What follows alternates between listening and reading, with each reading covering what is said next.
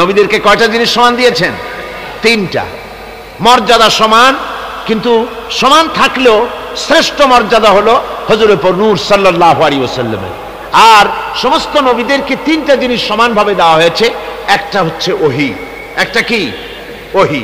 2 নম্বরে দেওয়া হয়েছে মুজিজা, 3 নম্বরে দেওয়া হয়েছে হুসনে খুলক, উন্নত মানের চরিত্র। এই তিনটা জিনিস সমস্ত নবীদেরকে সমানভাবে দেওয়া হয়েছে। ওহী না হলে নবী হওয়া যায় না। নবুয়তের সর্বপ্রথম শর্ত হচ্ছে আল্লাহর কাছ থেকে ওহী আসা। এটা হলো এক। 2 নম্বরে যেটা, সেটা হচ্ছে মুজিজা। মুজিজা কি? মুজিজা হলো সমকালীন সবচাইতে বড় শক্তি যেটা, ওইটাকে দুর্বল করে দেয় যে জিনিস মুজিজা, অর্থাৎ আজিজ করে দেয় যে জিনিস, ওইটা হচ্ছে মুজিজা, দুর্বল করে দেয়। কিরকম?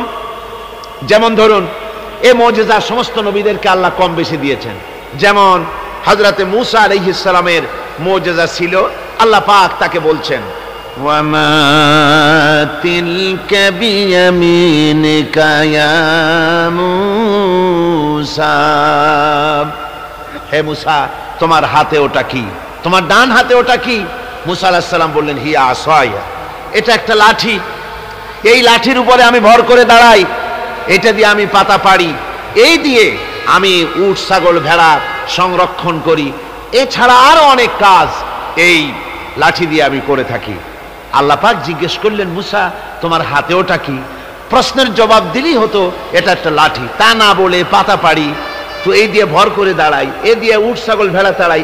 এত কথা বলার দরকার কি? এত কথা বলার দরকার এই জন্যে, আশেক যদি সুযোগ পায় মাশূকের সঙ্গে কথা বলার, তাহলে তার আশেকের মন চায় সময়টা একটু লম্বা হোক, একটু প্রাণ ভরে কথা বলবো। এখানে আশেক হচ্ছেন হযরতে মূসা আলাইহিস সালাম, আর মাশূক হচ্ছেন আল্লাহ রাব্বুল আলামিন।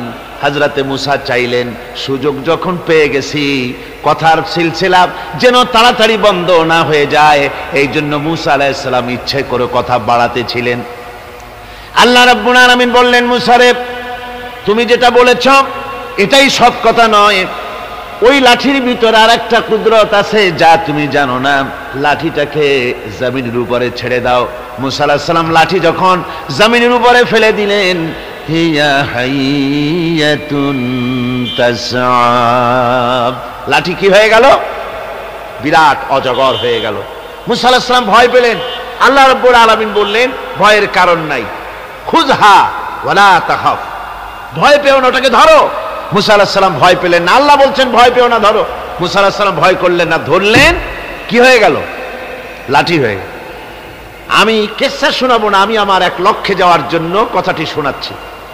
মূসা আলাইহিস সালাম এই লাঠি নিয়ে ফেরাউন যেখানে তার দলবল নিয়ে, তার জাদুকরদের নিয়ে জাদু দেখাবার জন্য উপস্থিত হলো, সেখানে জাদুকরেরা জাদু মন্ত্র পুত করে সমস্ত লাঠি হাতের কাছে যা ছিল সবগুলোকে তারা সাপ, সিংহ, বাঘ ইত্যাদি বানিয়ে দিল। আর এই জাদু মন্ত্রে তৈরি সাপ, বাঘ, সিংহ গিয়ে ঝাঁপিয়ে পড়লো মূসা আলাইহিস সালামের উপরে। মূসা আলাইহিস সালাম ভয় পেয়ে গেলেন। আল্লাহ রাব্বুল আলামিন বলেন মূসা রে ভয় নাই, বাতিলের সামনে ময়দানে তোমাকে নামায় দিয়া তোমাকে একা আমি ছেড়ে দেই নাই, আমি আল্লাহ রাব্বুল আলামিন তোমার সাথে আছি, ভয় করার কোনো কারণ নাই, হাতের লাঠি ছেড়ে দাও। মূসা আলাইহিস সালাম লাঠি ছেড়ে দিলেন, লাঠি সাফ হয়ে গেল। আর যখন হা করলো, জাদুকরদের তৈরি করা সমস্ত সিংহ, বাঘ আর সাপগুলি মূসা আলাইহিস সালামের লাঠির পেটের মধ্যে ঢুকে গেল। জাদুকরেরা তারা চিন্তা করলো, অবাক হয়ে গেল, তারা ভাবলো আমরা যেটা দেখাইছি এটা তো জাদু, কিন্তু মূসা আলাইহিস সালাম যেটা দেখাইছেন এটা জাদু হতে পারে না, যেহেতু জাদু খেয়ে ফেলেছে। জাদু খেয়ে ফেলে যে জিনিস, ওটা তো জাদু হতে পারে না, ওটা জাদুর বাপের চাইতেও বড় কোনো জিনিস, অর্থাৎ জাদুর দাদা হবে হয়তো, তা না হলে জাদু খেলো কি করে? এই যে ওই সময় ছিল জাদুর প্রভাব, সেই জাদুটাকে যে খেয়ে ফেললো, এইটার নাম হচ্ছে মুজিজা। এটার নাম কি? মুজিজা। হযরতে দাউদ আলাইহিস সালামের জামানায় সমরাস্ত্র তৈরির একটা প্রভাব ছিল। হযরত দাউদ আলাইহিস সালাম নিজে অস্ত্র তৈরি করতেন।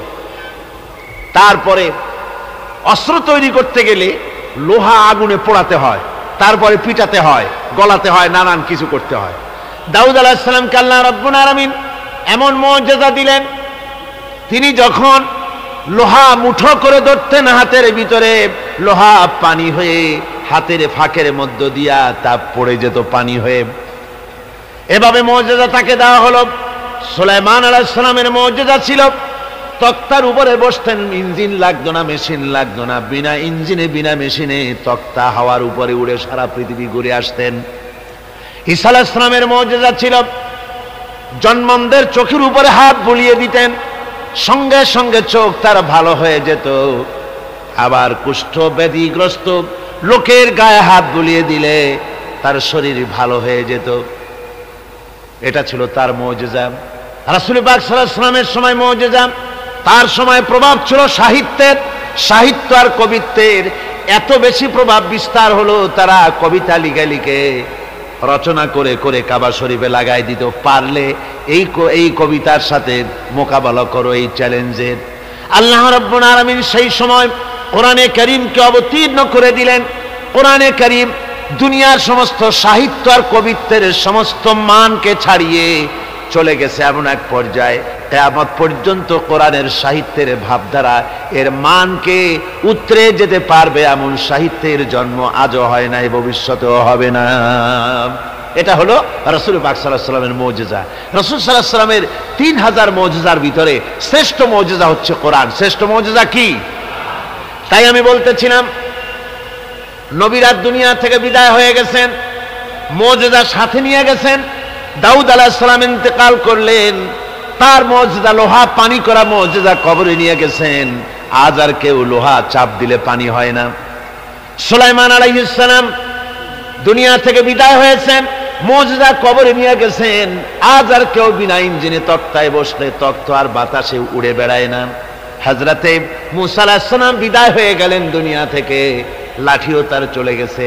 আজ আর দুনিয়ায় হাজার লাঠি একযোগে ফেললেও ছোট্ট একটা সাপও আর হবে না। ঈসা আলাইহিস সালাম বিদায় হলেন, মুজিজা চলে গেল সাথে।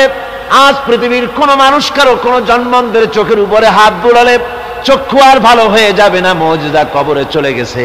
কিন্তু আপনার আমার নবী, বিশ্ব নবী জনাবে মুহাম্মদুর রাসূলুল্লাহ সাল্লাল্লাহু আলাইহি ওয়াসাল্লাম দুনিয়া থেকে বিদায় গ্রহণ করেছেন, মুজিজা সাথে নিয়ে যান নাই। ওই কোরআনে কারীমের মুজিজা আজও আছে, কিয়ামত পর্যন্ত থাকবে।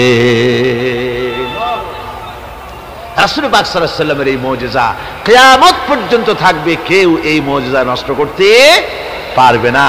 গ্যারান্টি। এই মুজিজা রক্ষা করার দায়িত্ব কে নিয়েছেন? আল্লাহ রাব্বুল আলামিন বলেছেন, নাহনু নাযালনাল যিকরা ওয়া ইন্না লাহু লাহাফিজুন। কোরআনে কারীম অবতীর্ণ করেছি আমি আল্লাহ, আর এর সংরক্ষণের সবটুকুন দায়িত্ব আমি আল্লাহ আমার নিজ হাতে গ্রহণ করেছি। হেফাজতের সবটা দায়িত্ব আমার। তাই বিশ্ব জুড়ে আজ কোরআন রয়েছে হেফাজতে, কোনো কিতাব হেফাজতে নাই, শুধু কোরআন হেফাজতে আছে। মানুষ এটাকে মুখস্থ করে করে হেফাজত করে রেখেছে। হুজুর আপনাদের সামনে বলেছেন, সূরা তো দূরের কথা, আয়াত তো দূরের কথা, জের জবর তো দূরের কথা, একটা কলমের নিব ধরে যে জায়গাটায় একটা নকতা, এই নকতাটারও পরিবর্তন কেউ করতে পারে নাই। সামনে পারবে নাকি? সামনেও পারবে না। জোরে সোরে কোন সুবহানাল্লাহ। এই কোরআনের ইজ্জত যারা দিবে আল্লাহ তাদের ইজ্জত বাড়ায় দেবে। সুবহানাল্লাহ হামদি। কোরআনকে নিয়ে যে আগ বাড়বে, সে যদি জিরো হয় আল্লাহ হিরো বানায় দিবেন। আর কোরআনকে যদি কেউ বেইজ্জত করার চেষ্টা করে, সে যদি হিরো হয় আল্লাহ তাকে দুনিয়া আখিরাতে জিরো বানায় দিবেন। কি বানায় দিবেন? জিরো বানায় দিবেন। সুবহানাল্লাহ বিহামদিহি। সুতরাং কোরআনে কারীম হচ্ছে, কোরআনে কারীম আমাদের কলিজা, আমাদের ঈমান, আমাদের রক্ত, আমাদের ব্রেইন, আমাদের মগজ, আমাদের জীবন, আমাদের বেঁচে থাকা, আমাদের মরে যাওয়া, আমাদের সম্মান, আমাদের স্বাধীনতা, আমাদের সার্বভৌমত্ব, আমাদের সুখ, আমাদের সমৃদ্ধি, সব কিছু কোরআনকে কেন্দ্র করে। সব কি কেন্দ্র করে? কোরআনকে কেন্দ্র করে। কোরআন থাকে তো আমরা থাকবো। অর্থাৎ কোরআন ভিত্তিক জীবন যদি আমরা চালাতে পারি, দুনিয়ায় শান্তি পাবো, আখিরাতেও শান্তি পাবো, কোনো সন্দেহ নাই। সেই জন্য কোরআনে কারীমকে আমাদের বুকে ধারণ করতে হবে। এই কোরআনের কত বড় মর্যাদা হবে জানেন? রাসূল পাক সাল্লাল্লাহু আলাইহি ওয়াসাল্লাম বলেছেন, কোরআন যে ব্যক্তি পড়বে আর ওই অনুযায়ী আমল করবে, কিয়ামতের দিন তার মা বাপের মাথার উপরে সুন্দর দুটি নূরের টুপি পরিয়ে দেওয়া হবে। তা হলো সেই যে ব্যক্তি তার ছেলেকে, সন্তানকে কোরআন পড়িয়েছে আর কোরআন অনুযায়ী আমল করেছে পৃথিবীর বুকে, সেই কারণে রব্বুল আলামিন সন্তুষ্ট হয়ে তার মা বাপের মাথার উপরে এমন দুটো নূরের টুপি পরিধান করায় দেবে যার উজ্জ্বলতা চন্দ্র সূর্যের আলোকে হার মানায় দেবে। কোরআনে কারীমকে যারা মহব্বত করে পড়তো, দেখেন এমন এক কিতাব যা অধিকাংশ মানুষে বোঝে না। কিন্তু আপনারা বলেন, না বুঝে পৃথিবীতে কোন বই পড়ে এরকমের একটা বইয়ের নাম জানেন আপনারা? কোন বলতে পারবেন? পারবেন না। কোরআন এমন কিতাব যা মানুষ বুঝেও পড়ে, না বুঝেও পড়ে, দিনেও পড়ে, রাতেও পড়ে, সকালেও পড়ে, সন্ধ্যায় পড়ে, আবার গভীর রাত্রে তাহাজ্জুদের নামাজ আদায় করে কোরআনে কারীম তেলাওয়াত করতে থাকে আর চোখ থেকে দর দর করে পানি পড়তে থাকে। হাদিস শরীফে রাসূলুল্লাহ বলেছেন, কিয়ামতের দিন কোরআনের তেলাওয়াতকারীকে আল্লাহ রাব্বুল আলামিন বলবেন, ও আমার বান্দা, তুমি দুনিয়ার বুকে কোরআনে কারীমকে যেমন থেমে থেমে তেলাওয়াত করতে, ওইভাবে করে তেলাওয়াত করতে থাকো আর জান্নাতের উপরে উঠতে থাকো। কোরআনে কারীম থেমে থেমে তুমি যেভাবে দুনিয়ায় পড়তে, ওইভাবে আয়াতে আয়াতে থেমে থেমে পড়ো আর উঠতে থাকো বেহেশতের মধ্যে। তোমার তেলাওয়াত যেখানে গিয়ে শেষ হবে, বেহেশতে ওইটাই হবে তোমার অবস্থান স্থল। সুবহানাল্লাহ ওয়া বিহামদিহি।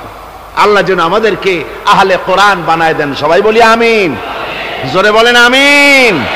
আল্লাহ যেন আমাদেরকে কোরআনের সহি করে কোরআন তেলাওয়াত করার তৌফিক দান করেন। সবাই বলুন আমিন। কোরআন যেন বুঝতে পারি, কোরআন অনুযায়ী যেন আমল করতে পারি, এ তৌফিক যেন আল্লাহ আমাদের দেন। আমরা সবাই বলি আমিন। আমার ভাইয়েরা, কোরআনে কারীমের উপরে আমি দীর্ঘ কোনো ভূমিকা না দিয়ে এখন যেখান থেকে আলোচনা করতে চাই, চলুন সেখানে আমরা চলে যাই। কোরআন থেকে সরাসরি আমরা আলোচনা করতে চেষ্টা করি। কোরআন এসেছে আমাদের ভাগ্য চমকায় দিতে। কোরআন আমাদেরকে এজন্য আসে নাই যে কোরআন আমাদের জন্য কোনো মুসিবত নিয়ে এসেছে, কোরআন আমাদের জন্য শুধুমাত্র তাবিজ নিয়ে এসেছে, কোরআন আমাদের জন্য ঝাড়ফুঁক নিয়ে এসেছে, তা নয় কিন্তু বন্ধু। কোরআন এসেছে আমাদের জীবনের সব কথা নিয়ে, এর মধ্যে কিছু বাদ দেওয়া হয় নাই। পিঁপড়ার মতো একটা ছোট্ট তুচ্ছ প্রাণীকেও বাদ দেওয়া হয় নাই, হাতির মতো বিরাট জন্তুকেও বাদ দেওয়া হয়নি। সব কোরআনে কারীমের মধ্যে বলা হয়েছে। এর ভিতরে এটা রাজনীতির বই নয়, কিন্তু রাজনীতির মূলনীতি আছে। রাজনীতির কি আছে? মূলনীতি আছে। এটা অর্থনীতির কিতাব নয়, কিন্তু অর্থনীতির মূলনীতি এর মধ্যে রয়েছে। এটা সমাজনীতির কিতাব নয়, কিন্তু সমাজনীতির মূলনীতি এখানে আছে।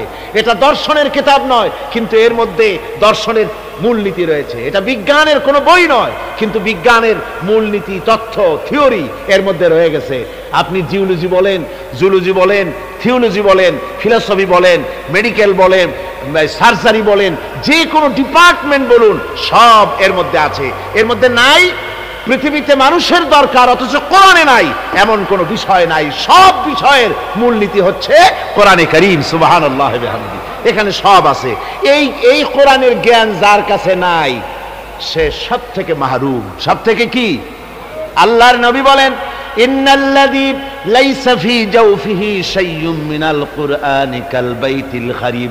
আল্লাহর নবী বলেন, যে স্মৃতিপট, যে দেহটা কোরআন থেকে খালি, সেটা একটা উজাড় বাড়ির মতো, একটা বিরানা বাড়ির মতো, একটা ছাড়া বাড়ির মতো, যেখানে যে বাড়িতে মানুষ বাস করে না, ওই বাড়িতে যা থাকে, একটা যে স্মৃতিপটে কোরআন নাই, যে দেহে কোরআন নাই, ওই দেহটাও ওই রকম। আমার ভাইয়েরা, কোরআনে কারীম এই হচ্ছে সবচাইতে শ্রেষ্ঠ জ্ঞানের কিতাব। আল্লাহ পাক এই কোরআনের মধ্যে বলেছেন, ওমা উতিতুম মিনাল ইলমি ইল্লা কালিলা, তোমাদেরকে খুব সামান্যতম জ্ঞান দেওয়া হয়েছে। মানুষের জ্ঞান কি? সামান্য। আচ্ছা, সেই সামান্য জ্ঞানের একটু পরিচয় আমি দেই। মানুষের জ্ঞান তো সামান্য, সেই সামান্য জ্ঞানের একটু পরিচয় দিয়েই তাফসীর শুরু হবে ইনশাআল্লাহ। সামান্য জ্ঞান, মানুষের সামান্য জ্ঞান কত? সামান্য জ্ঞানটা হচ্ছে, আমরা আগে পায়ে হাঁটতাম, দ্রুত যাওয়ার জন্য গরুর গাড়ি আবিষ্কার করলাম। গরুর গাড়ি শেষ হলো, তারপরে আমরা সাইকেল নিলাম, রিক্সা নিলাম, টেম্পু নিলাম, কার নিলাম, বাস নিলাম, ট্রেন নিলাম, এরপরে প্লেন আবিষ্কার হলো, রকেট আবিষ্কার হলো, সারা পৃথিবী ঘন্টার ভিতরে সারা দুনিয়া ঘুরে আসার মতো যান আমরা তৈরি করে ফেললাম। সমুদ্রের ভিতরে আপনার 3 মাস সাঁতরায়, আমরা বুঝি সমুদ্রের মধ্যে সাঁতরাইতে পারবো না, সেজন্য আমরা সাবমেরিন আবিষ্কার করলাম। আমরা পাখির সাথে পাল্লা দিয়ে প্লেন আবিষ্কার করলাম। আমরা চিতাবাঘের সাথে পাল্লা দিয়ে আমরা ট্রেন আবিষ্কার করলাম। চিতাবাঘ আর কি দৌড়াইতে পারে? তার থেকে আমার কার, আমার গাড়ি, আমার ট্রেন এখন অনেক বেশি চলে। অবশ্য বাংলাদেশি ট্রেন না, বাংলাদেশি ট্রেন তো ঘন্টায় বোধহয় কত 7 মাইল না 10 মাইল চলে। জাপান যে ট্রেন আবিষ্কার করেছে 300-350 মাইল স্পিডে সেটা চলে, প্লেনের সমান, প্রায় প্লেনের সমান। এই বুলেট ট্রেন তার নাম দেওয়া হয়েছে, জনমের মতো চলে। কথা বুঝতে পেরেছে? এরকম চললো। তারপরে এই পৃথিবীর মানুষের জ্ঞান, সামান্য জ্ঞান দেখেন, সামান্য জ্ঞান কদ্দুর।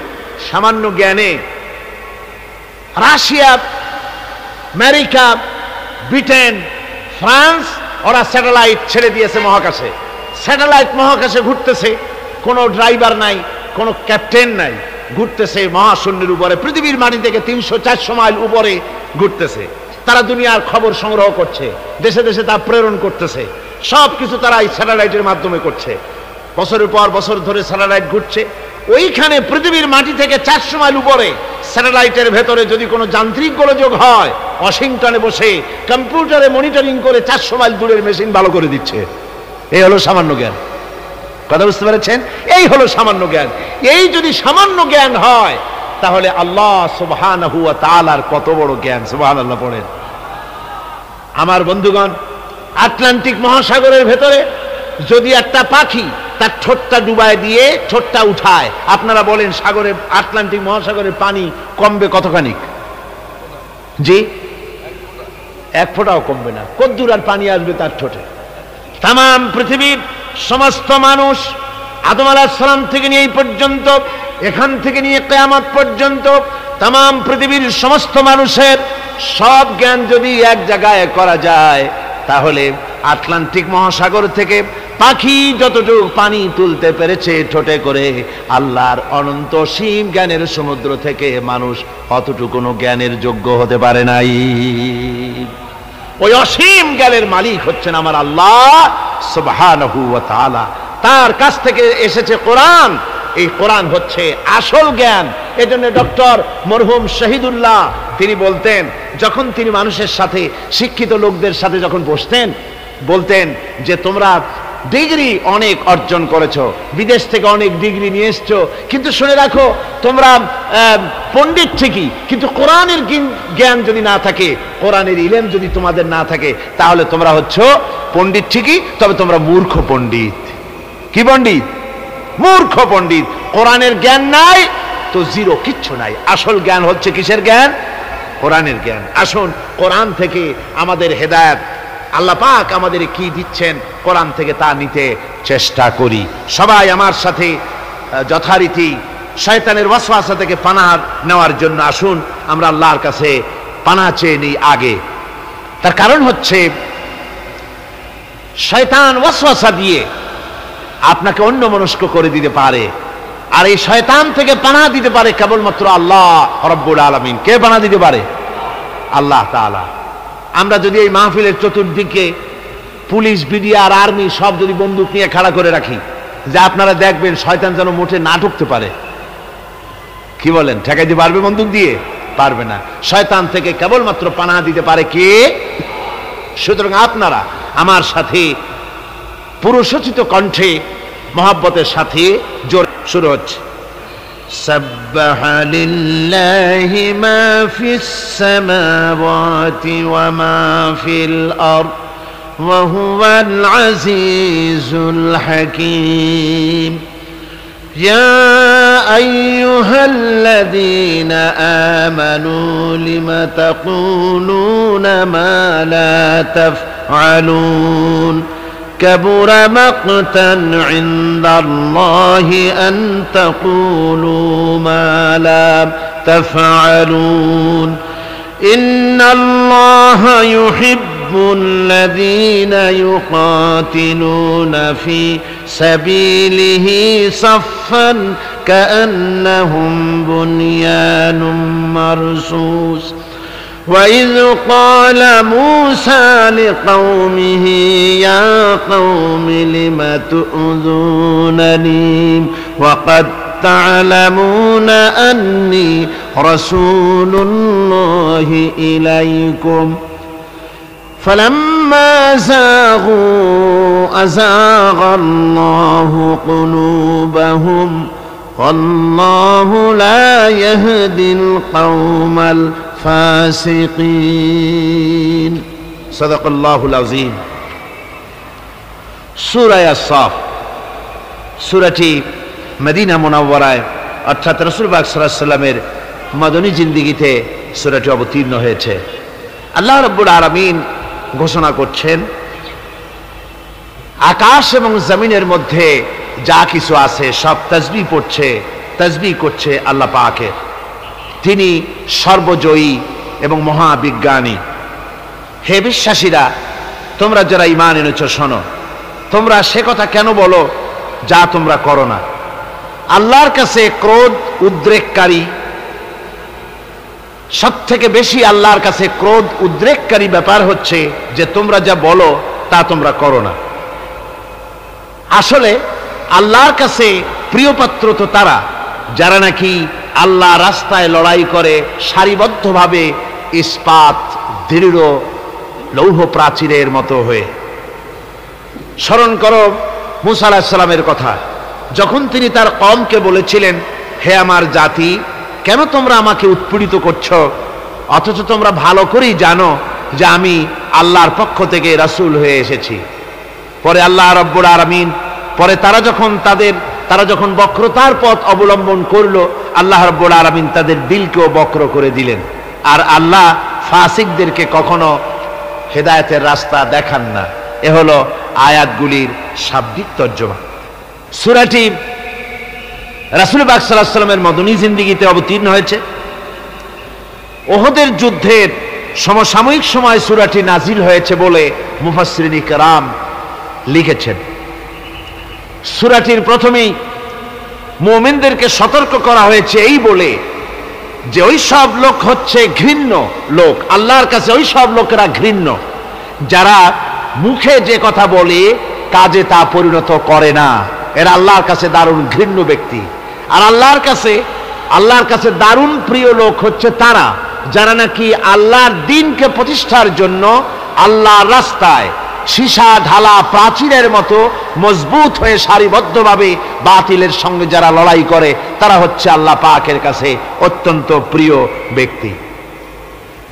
এই সূরাটির ভেতরে বলা হয়েছে যে মূসা আলাইহিস সালাম এবং ঈসা আলাইহিস সালামের সাথে বনী ইসরাইলেরা যে ধরনের ব্যবহার করেছে, আর তারপরে বনী ইসরাইলদের যে পরিণতি আমি আল্লাহ করে দিয়েছি, ও মুসলমানেরা, তোমরা যারা ঈমান এনেছো, তোমরাও যদি তোমাদের রাসূল মুহাম্মদ সাল্লাল্লাহু আলাইহি ওয়াসাল্লামের সাথে এমন দুর্ব্যবহার করো তাহলে বনী ইসরাইলদের মতো দশা তোমাদেরও হবে।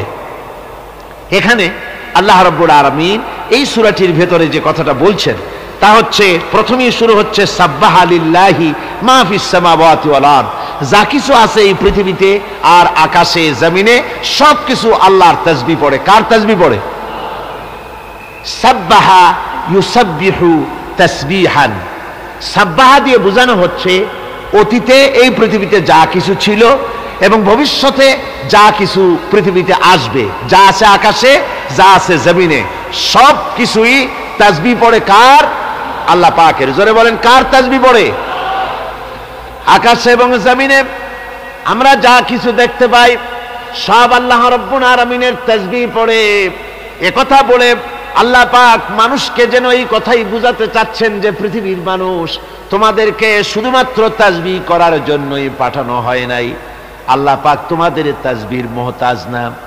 তোমরা জিকির করবে, তোমরা আল্লাহ রাব্বুল আলামিনের সিজদা করবে, তোমাদের সিজদা তোমাদের তাসবিহর জন্য আল্লাহ মুহতাজ নন। এই পৃথিবীতে যা কিছু আছে সব আল্লাহর তাসবিহ পড়ে, আল্লাহর জিকির করে, গাছেও করে, পানিতেও করে, মাছেও করে, গাছের পাতাগুলি করে, সমস্ত প্রাণী জগৎ সবাই আল্লাহর জিকির করে, আল্লাহর তাসবিহ পড়ে।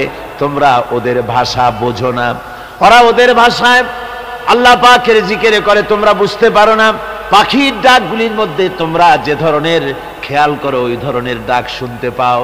যেমন আমাদের দেশে একটা পাখি আছে, আমরা শুনতে পাই বউ কথা কও বলে। এরকম পাখি আছে নাকি চট্টগ্রামে? আছে, বউ কথা কও পাখি বলা হয়। তা আসলে আসলে সে কিন্তু বউ কথা কও বলে না। তার এ কথা বলার দরকার কি? তার বউ কি তার উপরে রাগ করে আছে নাকি? আসলে সে ওটা বলে না। আসলে তোমরা তার তাসবিহ বোঝো না। আল্লাহ কোরআন শরীফে বলেছেন ও ওর ভাষায় আল্লাহর জিকির করতেছে। কার জিকির করে? আল্লাহ রাব্বুল আলামিনের জিকির করে। পাখিতে পাখির কলকাকলি আর বাতাসের সনসন রব,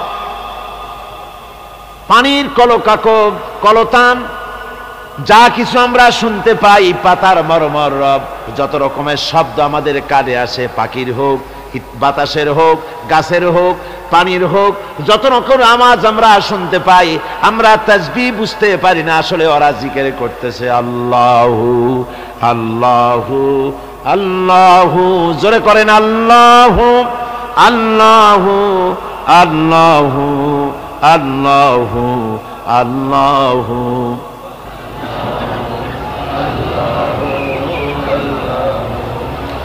আল্লাহু আল্লাহু আল্লাহু আল্লাহু আল্লাহু আল্লাহু। যা সেই পৃথিবীতে আকাশে জমিনে সব আমার তাসবিহ পড়ছে, আমার জিকির করছে। ওহু আল আজিজুল হাকিম। আর আল্লাহ হচ্ছেন সর্বজয়ী। তিনি এমন যে তার হুকুম না মেনে তিনি হচ্ছেন অপ্রতিরোধ্য শক্তি। তার শক্তির মোকাবেলা কারো করার কোনো ক্ষমতা নাই। অপ্রতিরোধ্য ক্ষমতা তার, প্রচন্ড ক্ষমতার মালিক তিনি। আর হাকিম সুবিজ্ঞানী, মহাবিজ্ঞানী, সুবিজ্ঞ, মহাবিজ্ঞ। তার অর্থ হচ্ছে আজিজ, আজিজ এবং হাকিম। আজিজ হচ্ছে অপ্রতিরোধ্য সর্বজয়ী ক্ষমতা। তো এই ক্ষমতার সাথে হাকিম শব্দ আল্লাহ জুড়ে দিয়েছেন।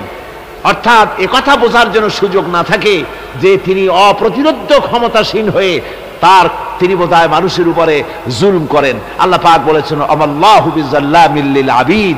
আমি বান্দার উপরে, আল্লাহ পাক বান্দার উপরে জুলুম করেন না। হাকিম, তিনি মহাবিজ্ঞানী। তার যা কিছু কাজ সব কিছুর মধ্যে রয়েছে এক বিচক্ষণতার দাবি। এরপরে আল্লাহ রাব্বুল আলামিন বলছেন ইয়া আইয়ুহাল্লাযীনা আমানু লিমা তাকুলুনা মা লা তাফআলুন। হে বিশ্বাসীরা, সেই কাজ কেন করো, সেই কথা কেন বলো তোমরা যে কাজ তোমরা করো না। কথার সাথে কাজের যাদের মিল নাই তাদেরকে কোরআনের পরিভাষায় কি বলা হয়েছে বলুন তো? কি বলা হয়েছে? মুনাফিক। জোরে বলেন, কি বলা হয়েছে? মুনাফিক বলা হয়েছে। অর্থাৎ ইসলাম, এখানে এই কথাটা, এই আয়াতটি খুবই গুরুত্বপূর্ণ। ভালো করে আপনাদেরকে কথা বুঝতে হবে। আমি আগেই বলেছি শয়তানের ওয়াসওয়াসা থেকে পানাহ চাইতে, শয়তান যেন মাহফিল থেকে বের করে না দেয় এবং অন্য মনস্ক না করে সেদিকে লক্ষ্য রাখতে হবে। খুবই গুরুত্বপূর্ণ আলোচনা। কোরআনে কারিমে আল্লাহ পাক সূরাটি শুরু করেই বলছেন হে বিশ্বাসীরা, তোমরা যারা ঈমান এনেছো শোনো, সেই কথা কেন বলো যে কাজ তোমরা করো না। আর আল্লাহর কাছে দারুণ বিরক্তিকর, ক্রোধ উদ্দীপক সেই কাজ যে তোমরা যা বলো তা তোমরা করো না। এতে আল্লাহ পাক দারুণ অসন্তুষ্ট হন। অর্থাৎ ইসলাম মানুষের কাছে দাবি করে পরিপূর্ণ আনুগত্যের। মুসলমানদের কাছে ইসলামের দাবি কি? আনুগত্য। বলুন তো কি দাবি? আমরা ইসলামের দাবি করেছি যে ভিত্তিতে, সেই ভিত্তিটা হচ্ছে লা ইলাহা ইল্লাল্লাহু মুহাম্মাদুর রাসূলুল্লাহ। জোরে সরে পড়েন লা ইলাহা ইল্লাল্লাহ, লা ইলাহা ইল্লাল্লাহ, লা ইলাহা ইল্লাল্লাহু মুহাম্মাদুর রাসূলুল্লাহ। ইমানের দাবি হচ্ছে এক আল্লাহয় বিশ্বাসী হওয়া এবং আল্লাহর হুকুম ও হাকাম মেনে জীবনকে পরিচালনা করা। এটা হলো ইমানের দাবি। ইমানের দাবি এই নয় যে কলেমা পড়ে নামাজ রোজা করে হজ যাকাত করে চুপ করে বসে থাকবেন না। ইমানের দাবি হচ্ছে জীবনের সব ক্ষেত্রে হুকুম মানতে হবে। কার? জোরে কোন তো? শীতে আপনাদের গলা কি আড়ষ্ট হয়ে এসছে? তাহলে জোরে সোরে বলেন, জীবনের সব ক্ষেত্রে আনুগত্য হবে কার? আল্লাহ সুবহানাহু ওয়া তাআলার আনুগত্য করতে হবে। এটা হলো ঈমানের দাবি। আল্লাহ এবং রাসূলের আনুগত্য করতে হবে জীবনের সকল ক্ষেত্রে। এই আনুগত্যশীল জনগোষ্ঠী যদি তৈরি হয়, তারাই ইসলাম প্রতিষ্ঠিত করতে পারবে জমিনের উপরে। দেখুন, সেনাবাহিনী যদি কমান্ডারের অর্ডার না মানে, কথা বুঝতে পেরেছেন?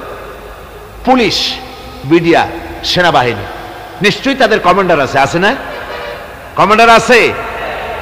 কমান্ডারের হুকুম যদি তারা না মানে, কমান্ডারের অর্ডার যদি ফলো না করে, নিজেদের ইচ্ছে মতো যদি কাজ করতে থাকে, এমন সেনাবাহিনী দিয়ে দেশ রক্ষা সম্ভব? জোরে বলেন, সম্ভব? মোটেই সম্ভব নয়। কমান্ডারের কমান্ড মানে না, সিপা সালারের অর্ডার মানে না, এমন বাহিনী দিয়ে দেশের কোনো উন্নতি হওয়া সম্ভব নয়, দেশ ধ্বংসের পথে অগ্রসর হবে।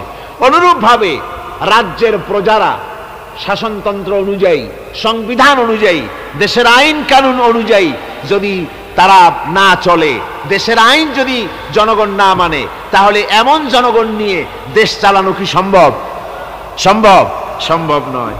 অনুরূপভাবে সরকারি অফিসের লোকেরা, মিল কল কারখানার লোকেরা যারা চাকুরিরত, তারা যদি চাকরি করতে গিয়ে যদি মিল কল কারখানার নিয়ম কানুন যদি না মানে, তাহলে তাদের দ্বারা এই কল কারখানা কি চলতে পারে? চলতে পারে না। তাই অনুরূপভাবে আপনাদেরকে কথাগুলি বুঝতে হবে যে সেনাবাহিনী যদি কমান্ডারের হুকুম না মানে, তারপরে দেশের লোকেরা যদি দেশের আইন না মানে, কলকারখানা এবং অফিসাদারের লোকেরা যদি তাদের আইন শৃঙ্খলা না মানে, তাহলে দেশ যেমন চলতে পারে না, অফিস যেমন চলতে পারে না, সেই সেনাবাহিনী দিয়ে দেশের যেমন কোনো উপকার হয় না, অনুরূপ